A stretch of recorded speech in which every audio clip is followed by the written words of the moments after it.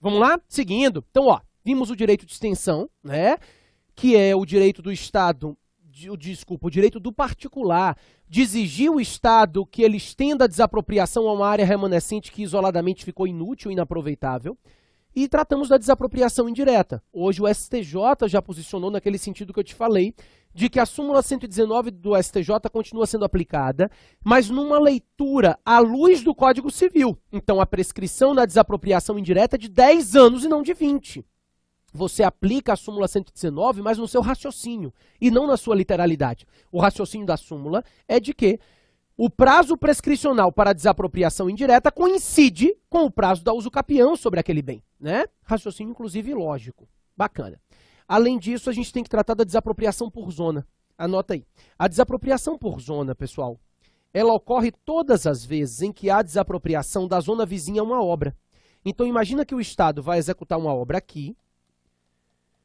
Ao invés de executar esse pedaço para fazer a obra, desapropriar esse pedaço, ele desapropria isso tudo. Isso. Ele vai executar uma obra numa parte e ele aproveita e desapropria esse pedaço e desapropria a zona vizinha. Essa desapropriação aqui é para a obra e essa desapropriação de azul é por zona, né? A desapropriação da zona vizinha, a desapropriação da obra, é o que a gente chama de desapropriação por zona. É a desapropriação da zona vizinha, a desapropriação efetivada para a execução da obra. A questão é, para quê? Né? Você já entendeu que a desapropriação por zona é a desapropriação da zona vizinha, a desapropriação da obra. Agora, para quê? Por que o Estado não vai desapropriar e desapropria somente o pedaço para executar a obra? Para que ele quer desapropriar a zona vizinha? São duas possibilidades. A primeira possibilidade é que a desapropriação por zona se dê por motivo de posterior extensão da obra. Isso aqui é um raciocínio muito simples, né? O Estado justifica que ele vai precisar estender a obra depois. Então ele já desapropria por zona, porque quando ele for estender a obra, o terreno já é dele. Ele não precisa ficar desapropriando um pedaço, depois outro, ele já desapropria por zona para a posterior extensão da obra.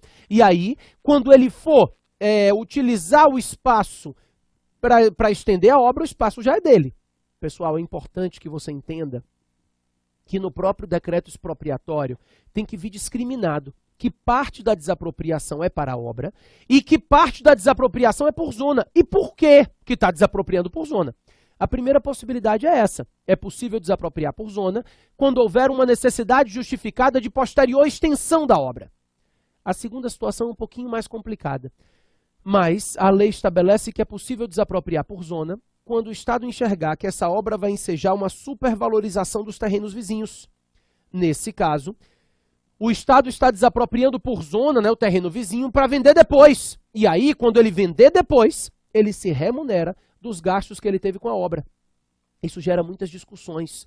Alguns entendem que isso é especulação imobiliária, né? O Estado está desapropriando por zona para vender depois e ganhar com a valorização.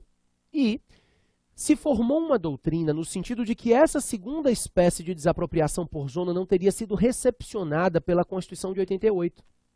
Por quê? Porque na Constituição de 88, quando uma obra pública gera uma valorização de terrenos vizinhos, existe a contribuição de melhoria.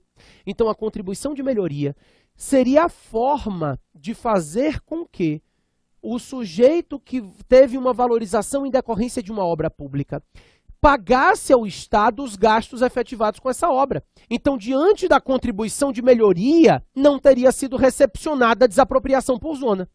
Esse não é o entendimento do STF, tá?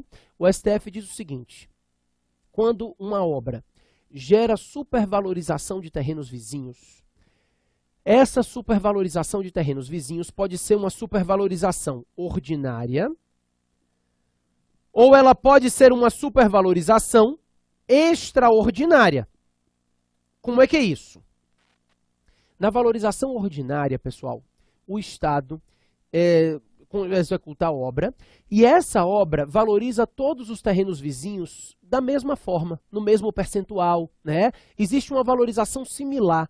Todos os terrenos da vizinhança têm uma valorização parecida, né? Não há um terreno valorizando muito, outro pouco, não. Existe um padrão de valorização e a gente chama isso de valorização ordinária. Nesse caso, a contribuição de melhoria é eficaz demais. Por quê? Porque se determina um valor de contribuição de melhoria que consiga abarcar toda a valorização efetivada nessa zona vizinha. E aí, com uma alíquota específica, se consegue fazer com que todos que tenham valorizado da mesma forma paguem por essa valorização. Agora, é possível uma valorização extraordinária. A supervalorização extraordinária acontece quando um terreno valoriza muito, o outro valoriza pouquinho, o outro valoriza médio, né? Nesses casos, não dá para incidir uma alíquota única, média, né? Porque vai ter gente que vai estar pagando mais do que o que deveria e vai ter gente que vai estar pagando menos do que o que deveria. Então, nesses casos, não que não possa se estabelecer uma alíquota variável, pode, mas nesses casos também seria possível a desapropriação por zona. Então, nessas situações em que a obra pública enseja uma supervalorização de terrenos vizinhos e que essa supervalorização seja extraordinária, ou seja, não haja um padrão único de valorização e nós tenhamos terrenos vizinhos que valorizaram muito mais do que outros, o Estado pode se valer da desapropriação por zona como forma de remuneração dos gastos que ele teve com a obra. Pelo menos na teoria, ninguém sai prejudicado. Na teoria, tá? Por que ninguém sai prejudicado? Porque você perdeu a propriedade do seu bem com um valor indenizatório justo. Tudo na teoria. E depois, o Estado ele ganha somente na valorização. E como a valorização decorreu da obra do próprio Estado, ele estaria não ganhando, ele estaria se recompondo dos gastos que ele teve com a obra em virtude dessa valorização. E aí, na teoria, ninguém sai prejudicado, né? A matéria é bem discutível, mas esse é o entendimento do STF. A desapropriação por zona foi recepcionada pela Constituição de 88 nos dois casos. Bacana, seja para posterior extensão da obra, seja nesses casos da possibilidade de supervalorização de terrenos vizinhos, o STF só faz essa ressalva que nesses casos a desapropriação por zona é cabível quando essa supervalorização do terreno vizinho ela é extraordinária. E aí a desapropriação por zona é ideal, ok? Por fim, para a gente finalizar a desapropriação, eu quero falar um pouquinho com vocês sobre retrocessão. Mas olha, para você entender o que é retrocessão, primeiro você precisa entender o que é predestinação. Então vamos lá, bem rapidamente, imagine que o seu terreno tinha sido desapropriado para a execução de uma obra para construir uma escola. Pronto. Então, a desapropriação foi efetivada e a justificativa que embasou a utilidade pública, né, do bem era a construção de uma escola. Uma escola pública precisava ser construída, o Estado justificou isso para declarar a utilidade pública e desapropriar o seu bem. Depois do ato de desapropriação finalizado, por uma situação de interesse público superveniente, devidamente justificada, ao invés de o Estado construir uma escola, ele resolveu construir um hospital. Minha pergunta é, isso é desvio de finalidade? Claro. A finalidade originária do ato era a construção de uma escola. Ao invés de construir uma escola, ele construiu um hospital. Ele desviou a finalidade originária do ato. Nenhuma discussão. Agora, quando o Estado desvia a finalidade específica do ato, né, e mantém a busca pelo interesse público, que é a finalidade genérica, nós estamos diante de um desvio de finalidade autorizado pela lei. Primeiro, esse desvio de finalidade na desapropriação recebe o nome de predestinação. Predestinação é o nome que se dá ao desvio de finalidade no ato de desapropriação. Por quê? Porque o que aconteceu aqui foi a alteração da destinação do bem. Então a gente chama de predestinação, porque foi alterada a destinação originária. O bem seria destinado à construção de uma escola, mas ele foi destinado à construção de um hospital. Como eu ia dizendo, nesses casos em que o Estado muda a finalidade específica do ato, né? Altera a finalidade específica, a destinação específica do bem, mas mantém a busca pelo interesse público, nós estamos diante de uma predestinação lícita. A gente está diante de um desvio de finalidade autorizado pela lei. O Estado manteve a busca pelo interesse público e mudou somente a finalidade específica do ato. Nesse caso, a gente está diante de uma predestinação lícita. Essa predestinação lícita, pessoal, não enseja nenhuma possibilidade de anulação do ato de desapropriação. Porque o Estado manteve a persecução pelo interesse público, mudando somente a finalidade específica do ato. Só toma cuidado que isso aqui não vale quando a gente estiver diante daquelas desapropriações especiais que têm destinação vinculada, né? Por exemplo, a desapropriação para fins de reforma agrária. O artigo 184 diz que a desapropriação feita em títulos da dívida agrária, resgatáveis em até 20 anos, o imóvel desapropriado nesses termos somente pode ser destinado à reforma agrária. Então, nesse caso, o Estado não pode dar outra finalidade ao bem, mesmo que mantenha a busca pelo interesse público. Porque aqui a gente está diante de uma hipótese de desapropriação com destinação vinculada. Mas, na desapropriação comum, é possível outra destinação lícita, né? É possível se mudar a finalidade específica do ato, mantendo-se a busca pelo interesse público. Maravilha. A questão é, imagine, pessoal, que numa seguinte situação, essa aqui, ok, a destinação foi lícita. Imagine que numa outra situação, o Estado desapropria o bem para construir uma escola, só que não constrói nada. Simplesmente, o Estado não dá nenhuma destinação ao bem. Ele tinha desapropriado para construir uma escola e simplesmente não fez nada, né? Como ele não tinha nada para fazer, ele resolveu vender o bem para terceiro, vendeu o bem para João. Então ele não só não deu destinação pública ao bem, como, diante da ausência de interesse na utilização do bem, o Estado alienou o bem para terceiro. Isso é lícito? Claro que não, né? Ele não deu a destinação pública que o bem deveria ter. Você pode chamar isso de predestinação ilícita, ou você pode chamar de adestinação. Adestinação, porque o poder público não deu destinação pública a esse bem. Ele não deu nenhuma espécie de destinação ao bem. É um bem que não tem nenhuma destinação pública.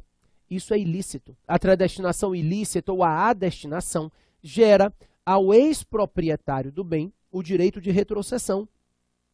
Esse ex-proprietário vai dizer o quê? Querido, vai usar o bem não? Então me devolva, porque eu quero, né? O bem era meu. Você só poderia ter tomado esse bem de mim se fosse por utilidade pública ou necessidade pública ou interesse social. Se você me tomou o bem para nada, eu quero meu bem de volta, porque é o meu direito de propriedade. A questão é, tudo bem, o direito de retrocessão, então, é esse direito do ex-proprietário de reaver o bem, caso o Estado não dê a destinação pública devida a esse bem. Minha pergunta só é, no meu exemplo, o Estado já tinha alienado o bem a terceiro, a João. Eu, ex-proprietário, que tenho o direito de retrocessão, posso buscar o meu anterior, o meu antigo bem, na mão de terceiro? Eu posso ir buscar o meu bem na mão de João? Sim ou não? Depende. A doutrina se divide em duas correntes, são três na verdade, mas duas correntes relevantes. A primeira é a que diz que a retrocessão é um direito real, e a segunda é a que diz que a retrocessão é um direito pessoal. Quem defende que a retrocessão é um direito real, entende que o particular tem o direito de buscar o bem aonde quer que o bem esteja, porque o direito real, ele tem, o direito real, ele tem sequela. Então, tendo sequela, você pode buscar o seu bem na mão de quem quer que esse bem esteja, né? Claro, não é a retrocessão que seria um direito real, porque o direito real, os direitos reais são números clausos e não está lá a retrocessão. A retrocessão seria a faculdade do direito real de propriedade de reaver o bem. Então, se você enxergar a retrocessão como uma faculdade decorrente do direito de propriedade, de reaver o bem na mão de quem justamente o possua, você pode buscar o seu bem na mão de quem quer que seja. Se você enxergar a retrocessão como um direito pessoal, aí, enxergando como um direito pessoal, no momento que o Estado não dá a destinação pública que você queria e vende a terceiro, a única coisa que você pode pleitear do Estado é perdas e danos, né? Você não tem como opor esse seu direito pessoal com o Estado a um terceiro. Então, no momento que o Estado vendeu a terceiro de forma ilícita, você e o Estado se resolvem em perdas e danos. Tem doutrina para os dois lados. A Maria Silvia Zanella de Pietro segue uma terceira corrente, que é uma corrente mista. Ela diz que é direito real e pessoal. O proprietário escolhe. Pessoal, hoje é o seguinte, o Código Civil, no artigo 519, trata a retrocessão no capítulo dos direitos pessoais. De acordo com o Código Civil, a retrocessão é um direito pessoal de preferência. Então, caso o Estado não dê a destinação pública devida ao bem, ele deve dar preferência ao ex-proprietário ao invés de alienar a terceiro. se ele desrespeita essa preferência, o ex-proprietário pode requerer do Estado indenização. Eles se resolvem em perdas e danos. É o valor indenizatório que esse ex-proprietário pode pedir. A doutrina e a jurisprudência majoritárias mantêm o entendimento de que a retrocessão é um direito real.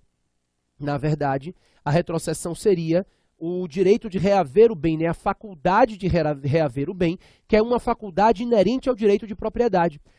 Como o direito de propriedade é constitucional e ele só pode ser perdido pelo proprietário por utilidade ou necessidade pública, uma vez que não foi dada a utilidade pública a esse bem, o direito de propriedade ressurge. E aí você pode buscar o bem sim na mão de terceiro, é o direito de reaver o bem, tá? A matéria não é pacífica. Numa prova objetiva, se vier o texto do Código Civil, você marca, mas a tendência é que venha no sentido da doutrina, de que você pode pedir o seu bem aonde quer que o bem esteja. Ok? Maravilha. Com isso, a gente finaliza a desapropriação, né? Conversei os pontos principais, tudo que a gente precisava conversar acerca de desapropriação foi conversado. E eu quero falar um pouquinho sobre as intervenções restritivas. Eu tenho ainda uns 40 minutos de aula para a gente fazer isso. As intervenções restritivas, o nome já diz, elas limitam, elas restringem o exercício do direito de propriedade, mas elas não tomam o bem das mãos do particular. A gente acabou de conversar que todas as vezes que a pretexto de estabelecer uma intervenção restritiva, o Estado impede que o particular usufrua do seu bem, nós estamos diante de uma desapropriação disfarçada, né? Uma desapropriação indireta. Por quê? Porque a intervenção restritiva, ela deve limitar o exercício da propriedade, mas ela não pode, de nenhuma forma, impedir que o particular utilize totalmente do seu bem. A única intervenção na propriedade que retira do particular a possibilidade de usar o bem é a desapropriação. As intervenções restritivas limitam o uso, o exercício desse direito de propriedade, mas não retiram a propriedade, né? Não ensejam aquisição e perda de bem. Daí, pessoal, são 5 intervenções restritivas que a gente tem que conversar. São simples, tá? É mais fácil. A desapropriação era o que tinha de pesado, que é simples. Limitação, servidão, tombamento, requisição e ocupação temporária. Vamos lá? Para começar, a limitação administrativa. A limitação administrativa, pessoal, nada mais é do que uma intervenção restritiva na propriedade privada de caráter geral e abstrato. Então, a limitação é uma intervenção de caráter geral. Ela não incide sobre um determinado bem. Ela incide sobre todos os bens que estejam na mesma situação jurídica. Nos casos de limitação, o Estado estabelece uma regra específica, uma regra geral, e todos aqueles bens que estejam dentro dessa regra geral seguem o entendimento do Estado, tá? E aí, essa limitação, ela acaba atingindo todos aqueles que estejam dentro dessa regra geral. Essa é a ideia da limitação administrativa. Então, gabarito de prédio, eu digo assim, todo mundo que mora na beira-mar só pode construir 8 andares. Isso é uma limitação. Isso atinge todos os bens que morem na beira-mar, seja meu, seja do Tiago, seja quem quer que seja. Não me interessa. A limitação ela é uma intervenção de caráter geral e ela acaba atingindo todo mundo, certo? Pessoal, a limitação administrativa, como ela é geral e abstrata, a princípio ela não é indenizável, tá? Não é. Por quê? A princípio, essa limitação não causa dano específico a ninguém. Ela estabelece intervenção de caráter geral e abstrato e, por isso, a princípio, ela não enseja direito à indenização. Claro, a gente sabe que a indenização decorre de danos específicos, restrições específicas. A restrição geral, a princípio, não enseja indenização. Só uma perguntinha. Se eu disser, a partir de agora, quem mora na beira-mar só pode construir 4 andares. Se você tiver um prédio de 1000 andares, você tem que destruir 996? Não, não precisa. Porque a limitação administrativa, ela produz efeitos ex nunc. Ela não retroage. Como qualquer norma geral e abstrata, a limitação opera efeitos prospectivos, o que significa dizer que a partir de agora não serão admitidas construções acima de 4 andares. Aqueles que já estavam construídos, ótimo, bacana, continue lá. Mas não serão admitidas novas construções acima desse padrão. Tá? Então, a limitação, ela estabelece regras de caráter geral e abstrato e, a princípio, por isso, não ensejam indenização. Sabe o que acontece? Nesse contexto, O Estatuto da Cidade, que é a Lei 10.257 de 2001, a gente já falou sobre ele na aula passada, no artigo 25, estabeleceu o que a gente chama de direito de preempção público. O que é o direito de preempção? Preempção ou preferência é um direito que foi instituído pelo Estatuto da Cidade e que pode ser criado pelo poder público municipal. Os municípios podem se valer dessa intervenção na propriedade. O que é isso? Por meio de lei, o município pode declarar determinadas áreas do seu território como áreas de preempção, como áreas de preferência. Então ele diz assim, ó, essa área aqui, esse bairro, me interessa muito. Eu não estou desapropriando, não, mas eu estou lhe declarando como área de preempção. Qualquer pessoa que queira alienar o seu bem nessa área, primeiro, tem que oferecer a mim, município. Eu tenho o direito de preferência sobre esse bem. Sobre esse bem, não. Sobre todos esses bens que se encontram nessa área. Então, por meio de uma lei, o poder público municipal declara a preferência de uma determinada área no município. E aí, todo mundo que pretenda alienar o seu bem naquela área do município, primeiro, tem que oferecer esse bem ao Estado, ao município, no caso, Estado genericamente falando, em preferência, tá? Nesse caso, a declaração pode ter validade de até 5 anos. Então, por meio de lei, pode-se declarar que a área é uma área de preferência por até 5 anos. Então, nos próximos 5, não são 5 necessariamente, é a lei que vai definir. Podem ser 3, 4, 2, 5 é o máximo, tá? Então, dos próximos tantos anos, no máximo 5, essa área é uma área de preferência. Passado o prazo da declaração, para que se declare novamente a mesma área como área de preempção, vai ter que respeitar o período de 1 ano de carência, tá? Então, não pode emendar uma declaração de preempção em outra, depois de declarada a preempção de uma área. E passado o prazo em que aquela área se manteve como uma área de preempção, para que o município declare a mesma área como área de preempção de novo, vai ter que respeitar essa carência de 1 ano, tá? O fato é, dentro desse período declarado lá na lei, se o particular que mora naquela área, tem uma propriedade naquela área, resolve vender o seu bem, primeiro ele deve exercer o direito de preferência do poder público. Ele tem que oferecer o bem ao poder público e o poder público tem até 30 dias para exercer o seu direito de preferência. Tá? Então, por que eu digo até 30 dias? Porque pode ser que no primeiro dia ele diga, eu não quero não, muito obrigado. Ou então eu quero, tá? Então pode ser que no primeiro dia ele manifeste o interesse ou o desinteresse. Mas, passados 30 dias, sem a manifestação do poder público, há uma recusa tácita. Aí, presume-se que o poder público não tem mais interesse no bem e o proprietário vende para quem ele quiser. Pelo preço que ofereceu ao município, né? Isso não é fraude. Quer por 1 milhão? Não, aí vende alguém por 100 mil. Aí é fraude. Então ele só pode alienar para terceiro pelo preço que ele ofereceu ao município e que o município recusou, expressamente ou tacitamente, tá? Se o sujeito alienar o seu bem sem respeitar o direito de preempção do município, o poder público municipal vai anular a venda e buscar o bem para si, pelo valor da transação ou pelo valor venal do imóvel, o que for mais baixo. Claro que a gente sabe que o valor venal do imóvel é mais baixo porque é uma miséria, né? Então a ideia é que nesse caso houve um desrespeito a um direito municipal. E aí, desrespeitando o direito do município e alienando o bem sem respeitar a preempção, o poder público municipal aliena a venda ou anula a venda e adquire o bem para si, pelo valor da transação ou pelo valor venal do imóvel, o que for mais baixo. Ok? A preempção, pessoal, não é uma intervenção na propriedade autônoma. A doutrina hoje pacificou o entendimento de que o direito de preempção público nada mais é do que uma espécie de limitação administrativa. Claro, é uma intervenção de caráter geral que atinge todos os bens que estejam na mesma situação. Então, todos os imóveis que estejam naquela área do município vão ter que respeitar essa regra de preempção. É uma norma geral e abstrata, é uma espécie de limitação administrativa específica ao poder público municipal, criada pelo Estatuto da Cidade, tá? Ela não é negocial, ela é legal. A lei define a preferência daquela área. Não se confunde com o direito de preempção do direito civil, porque aquele é feito mediante acordo das partes, ok? Além da limitação, a lei prevê o que a gente chama de servidão administrativa.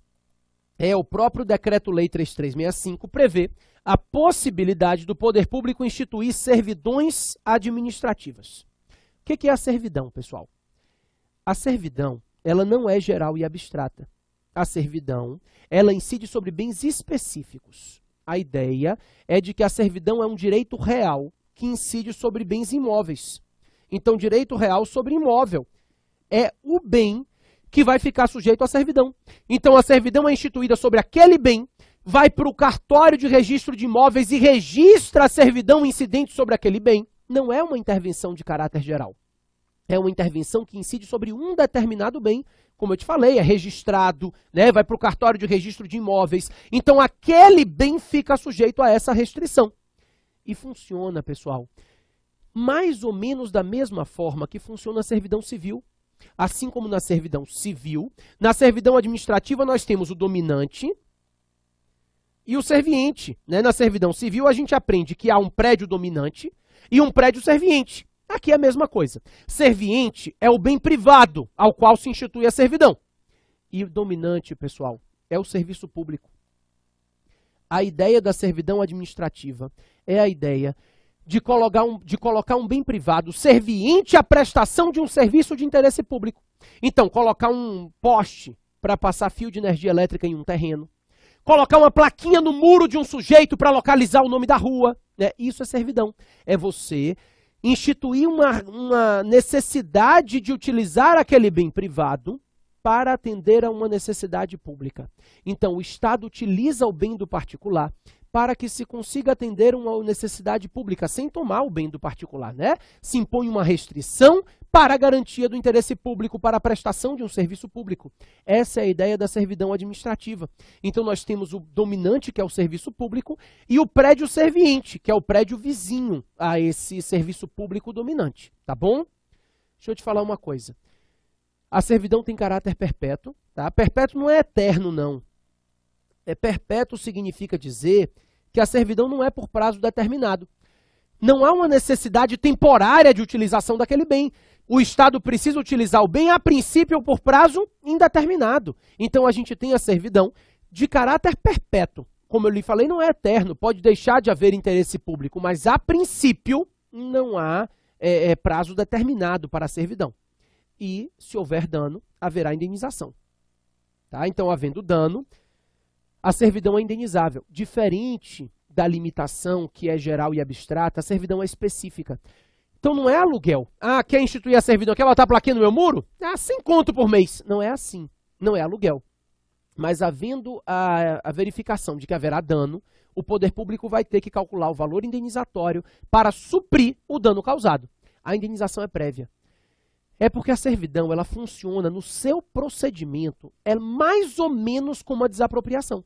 Primeiro, o poder público declara a utilidade pública, então ele faz uma declaração informando a utilidade e necessidade pública e dizendo que precisa instituir a servidão. E aí ele faz o cálculo, se haverá ou não dano. Se houver dano, ele vai calcular o valor indenizatório para suprir esse dano. E aí ele passa para a fase executória. Se o particular concordar, a servidão ocorre na via administrativa mediante acordo.